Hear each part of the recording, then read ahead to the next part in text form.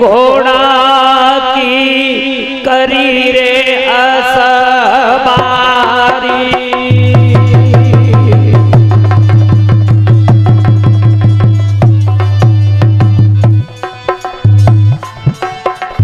अरे घोड़ा की करी असबारी और मन में सोच रहो है अवतारी।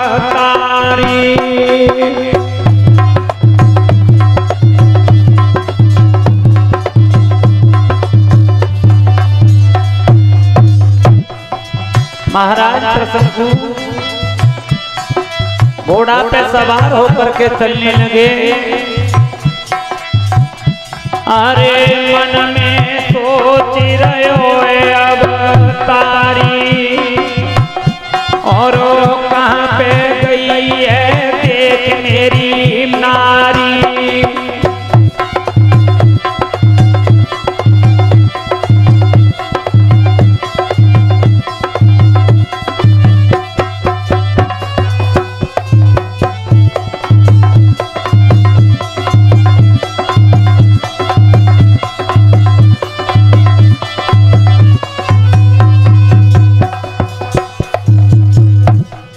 महाराज उत्तानपाद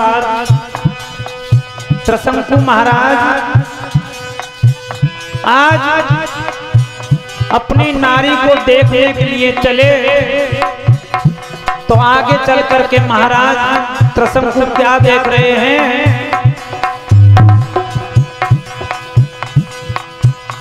अरे एक जंगल में गाय रमाई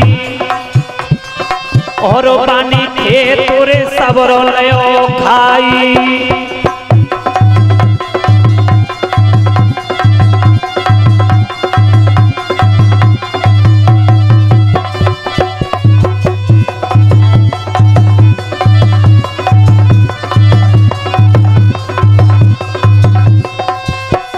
महाराज एक जंगल में गाय है, रमा रही है, खेत को खा रही है।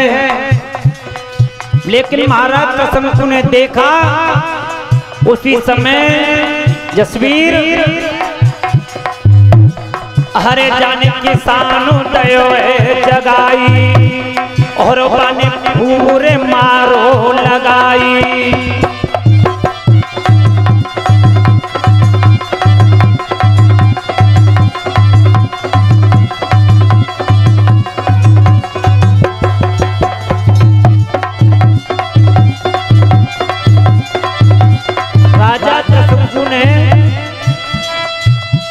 क्या काम किया?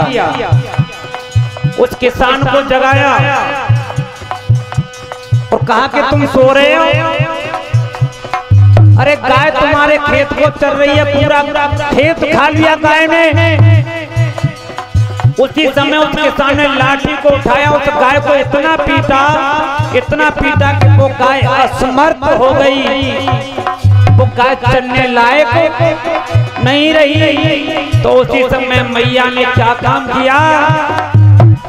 अरे तीनों श्राप लगाई और राजा तू गधारे है जाई।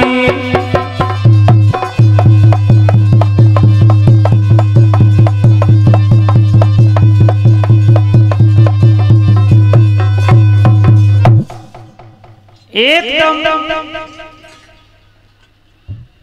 गाय को उस किसान ने इतना पीटा कि वो गाय चलने लायक नहीं रही। तो गाय ने राजा त्रसंकु के लिए श्राप दे दिया कि राजा तू जैसे लौट करके अपनी अयोध्या में पैर रखेगा वैसे ही तू मनुष्य योनि को छोड़ करके गधा योनि के लिए प्राप्त हो जाएगा। आज संतजन कहते हैं कि मोर बचन चै परिजय ठीका, संत बचन पत्थर की लीका। गाय ने श्राप दे दिया और महाराज त्रसंकु बार बार उस गाय से प्रार्थना करते हैं, उस कहते हैं कि हे माँ मुझे क्षमा कर दो, मुझे क्षमा कर दो। लेकिन गाय ने कह दिया कि जो हमने बोल दिया वो बोल ही दिया। आज महाराज त्रसंगु अपनी ससुराल पहुंचे और महाराज की पत्नी ने देखा त्रसंगु को, तो उसी समय कहने लगी, महारानी क्या बोली कि हर पल कलियों से खिलते थे, महाराज के हर पल कलियों से खिलते थे, और वो कली आज मुरझाई है।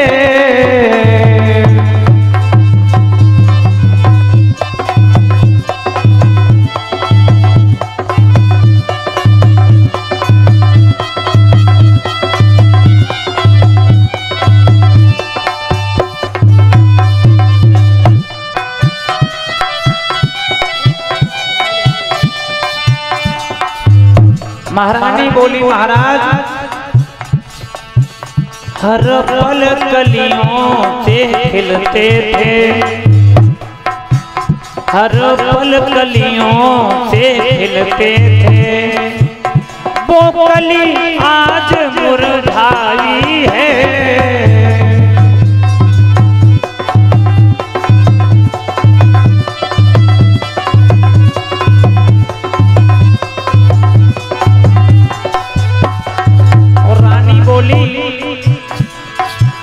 क्या विपत पड़ी राजा मेरे,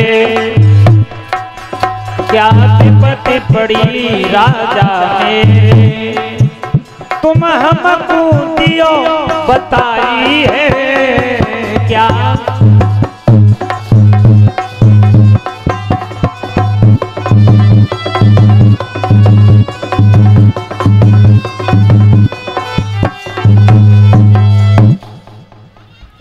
एकदम महारानी ने कहा कि महाराज हर समय पुष्प की भांति तुम्हारा चेहरा खिला रहता था, लेकिन आज वो कली कैसे मुरझा गई,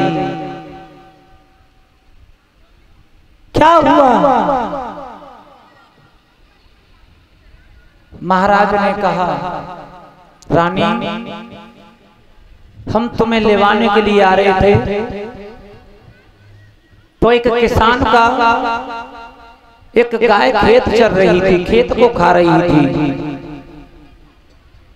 और हमने उस किसान को जगा दिया, और उस बेदर्दी किसान ने उस गाय को इतना पीटा, इतना पीटा कि गाय असमर्थ हो गई और गाय चलने लायक नहीं रही, और गाय ने चलते समय में हमें श्राप दे दिया। उसी समय महाराज त्रसंगु की बात सुन करके रानी कहती है, चलो महाराज मैं तुम्हारे साथ अभी चलूंगी। आज राजा त्रसंगु की पत्नी साथ में आई और उसी गाय के पास पहुंची और हाथ जोड़ करके कहने लगी, माँ तुम भी एक माँ हो और मैं भी एक माँ हूं। अरे माँ की ममता तो माँ ही समझ सकती है। अगर मेरे पति मनुष्य योनि को छोड़ करके गधा योनि में चले गए तो मैं अपने जीवन का कैसे पालन पोषण करूंगी। बार बार विनती राजा त्रसंगु की पत्नी ने मैया से की, गाय से की, तब गाय को ने थोड़ी सी दया आई। गाय ने कहा एक काम करो, तुम अयोध्या मत जाओ, तुम अयोध्या छोड़ करके काशी नगरी में चली जाओ, और काशी नगरी भोले बाबा के त्रिशूल पर टंगी हुई है, और वहां पर एक से एक बड़ी पतिव्रता स्त्री हैं। अगर कोई सच्ची पतिव्रता तुम्हें स्त्री मिल जाए और तुम्हारे पति के ऊपर जल छिड़क दे, तो तुम्हारे पति देव मनुष्य योनि को छोड़ करके गधाई आने को नहीं जाएंगे। लेकिन विनाश काले विपरीत बुद्धि, जब विनाश का समय आता है तो बुद्धि किनारा कर जाती है। आज जो मैया ने बताया था उसे तो रानी भूल गई, और धीरे धीरे चलते चलते अयोध्या की सीमा में जैसे महाराज ने पैर रखा, उसी समय मनुष्य योनि को छोड़ करके गधाई योनि में प्राप्त हो गए। तब मैया को याद आया, रानी को याद आया। रानी कहती है कि मैंने पा करके खो दिया किसी को, और आग लग जावे इस जिंदगी को, मैंने पा करके।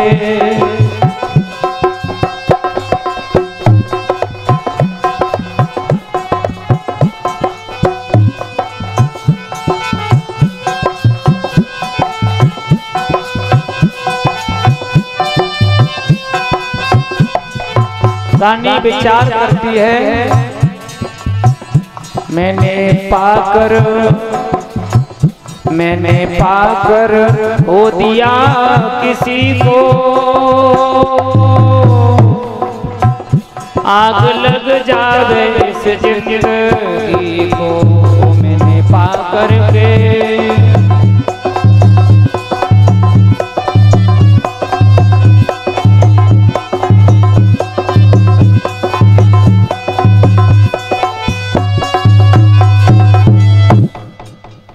रानी विचार करती है कि मैंने सब कुछ खो दिया, मैया ने मुझे बताया था लेकिन मैं सब कुछ भूल गई। आज महाराज त्रिशंकु की पत्नी अपने पति को लेकर के काशी नगरी की तरफ जा रही है, और आगे जाकर के जो काशी नगरी के राजा हैं उनका एक भट्टा चल रहा है ईंटों का। ईंटों के भट्टा पर वो मैया काम करती है।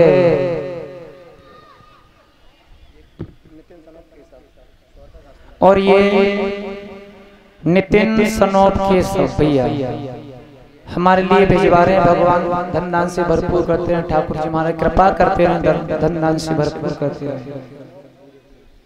और ये विनोद सनोप भूरे सिंह 51 मुद्रिकाएं भिजवा रहे हैं। श्री ठाकुर जी महाराज कृपा करते रहे, भंडार भरते रहे। बोलिए गोविंद भगवान की। आज मैया भट्टा पर काम करती है और क्या कहती है? मैया सोचती है कि कर्म चाहे कछु करवाए, अरे कर्म चाहे कछु करवाए, और होनी बड़ी रे बलवान। कर्म चाहे कछु करवाए,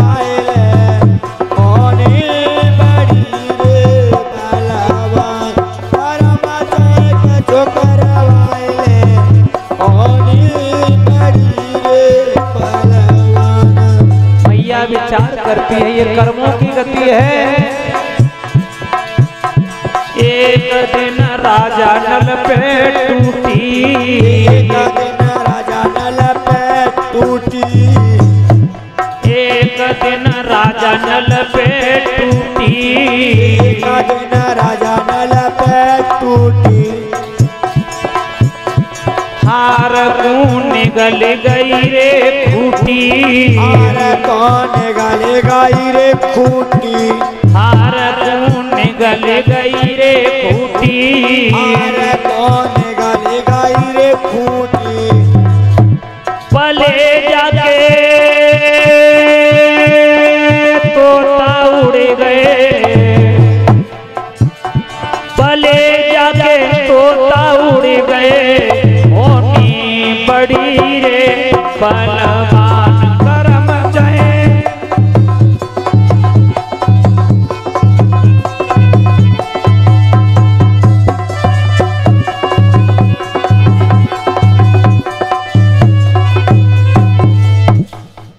मैया कहती है कि कर्मों की गति है। महाराज एक पेट के लिए मैया भट्टा पर काम करती है, अपने सिर पर ईंट ले जा करके मेहनत करती है, लेकिन महाराज त्रसंकु के ऊपर ईंट नहीं रखती है। तो वहां पर जितने लोग काम करते हैं ना, वो सब देख देख करके हंसते हैं और कहते हैं देखो ये कैसी नारी है, इसके साथ में एक गधा भी है, लेकिन गधा पर ईंट नहीं रख रही है ये, और अपने सर पर ईंट रख रख करके पटक रही है। धीरे धीरे यही बात काशी नगरी के राजा को पता चली, और काशी नगरी के राजा ने आज महारानी को अपनी सभा में बुलाया, और काशी नगरी के राजा ने कहा कि एक बात बताओ, तुम्हारे पास ये एक गधा भी है और तुम अपने सिर पर ईंट रख करके पटकती हो,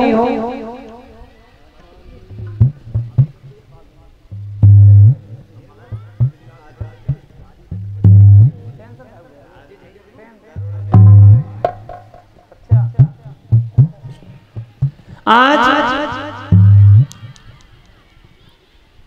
महाराज ने कहा कि एक बात बताओ, जब तुम्हारे साथ में गधा है तो गधा से मेहनत क्यों नहीं करवाती हो तुम?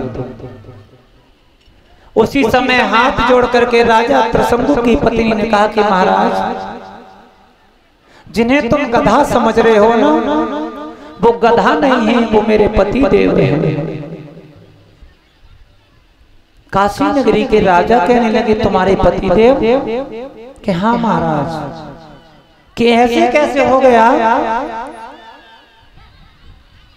तो उसी समय रानी ने पूरी कथा बताई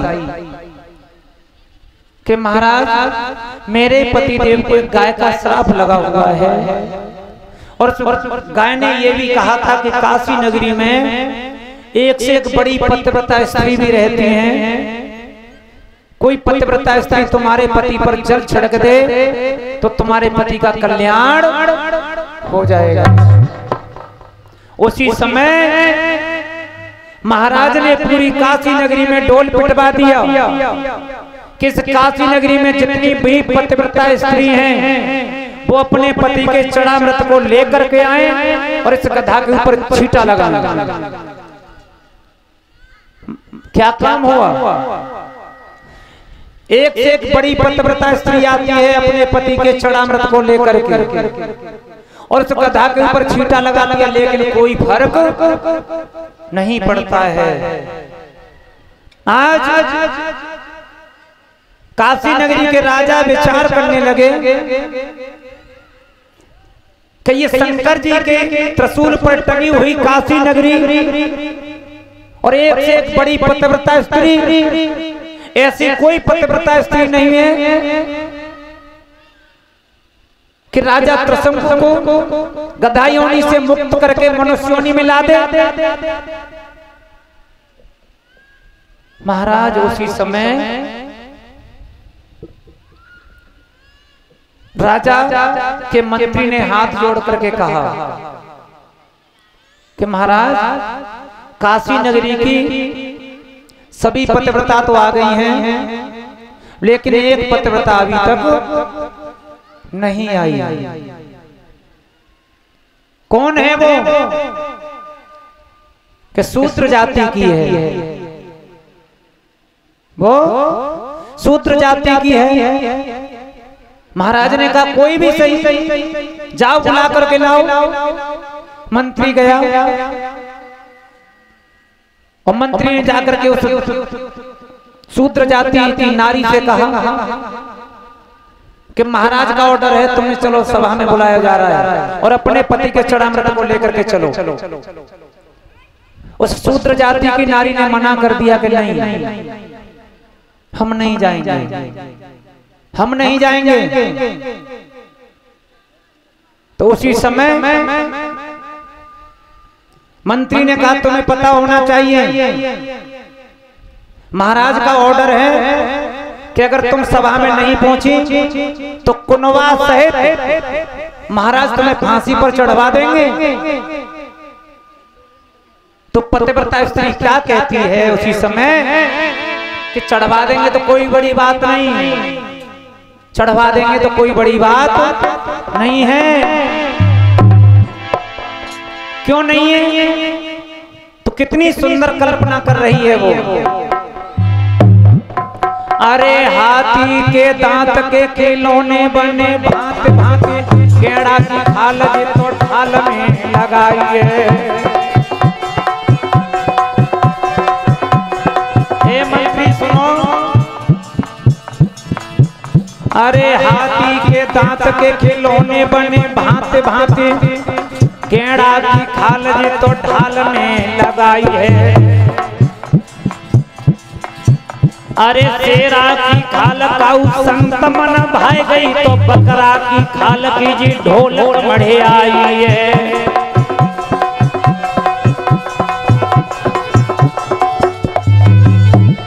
आज वही शूद्र जाति की नारी उपदेश कर रही है। अरे शेरा की खाल काऊ संत मन भाई गई, तो बकरा की खाल की जी ढोलक मढ़े आई है। अरे मूर्ख थकुआ भाई कहा तो जी कह रहे हो, मानव की देह काऊ कामनाएं आई है।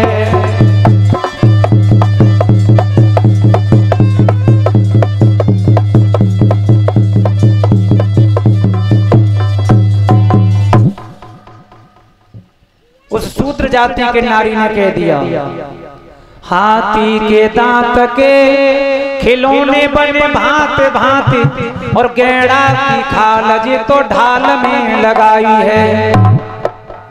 और शेरा की खाल काऊ संत मन भाई गई, तो बकरा की खाल की जी ढोलक मढ़े आई है। अरे मूर्ख काहे को उपदेश दे रहे हो, मानव की देह काऊ कामनाएं आई है। अरे चढ़वा देंगे फांसी पे तो कोई बड़ी बात नहीं है, जब तक मेरे पति नहीं आ जाएंगे, जब तक मैं घर से बाहर नहीं जाऊंगी।